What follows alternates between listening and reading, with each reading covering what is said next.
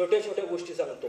कडुलिंबाचं तेल करायचं. कडुलिंबाची पानं घ्यायची आणि खोबरेल तेल. जेवढं खोबरेल तेलामध्ये कडुलिंबाची पानं बसतील तेवढी सगळी पानं घ्यायची आणि ही काय करायची, हळूच म्हणजे मंद आचेवरती, छोटा जाळ मंद आचेवरती तुम्ही ही शिजवायची, तरट शिजवून घ्यायची.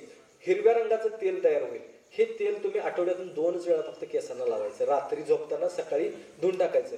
ज्यांना निंद्रानाशीचा त्रास आहे, पोटा साफ होत नाही, शुगरचा त्रास आहे, बीपीचा त्रास आहे, ज्यांना अनामिक भीती वाटते, माता भगिनींना जास्त बघा की कुठल्या कारणाची माहीत नाही, कशाची माहीत नाही, पण भीती मात्र खूप वाटत असते. अनामिक भीती म्हणतो आपण, आणि डिप्रेशनमध्ये जातात.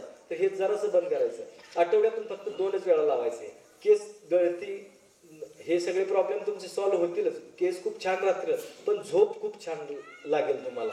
जे तुम्हाला डिप्रेशनसाठी किंवा उष्णता वाढण्यासाठी, पित्त वाढण्यासाठी जी तुमचं जागरण होतं ना, हे जागरण सगळं बंद होऊन जाईल. झोप लागेल. लावल्याबरोबर अर्ध्या तासाच्यात खुडूक बंद, झोपच. एक झोप शांत झाली ना, परत 3 दिवस तुम्ही छान काम करू शकता. 3 दिवसातून परत एकदा लावायचं. म्हणजे आठवड्यातून 2 वेळा फक्त हे तेल लावायचं.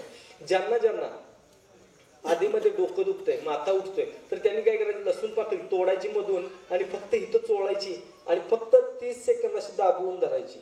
30 सेकंद आणि 30 सेकंदानं काढून टाकायची. आयुष्यात डोकं दुखणार नाही. करून बघा.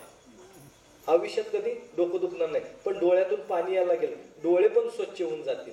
हे करून बघा.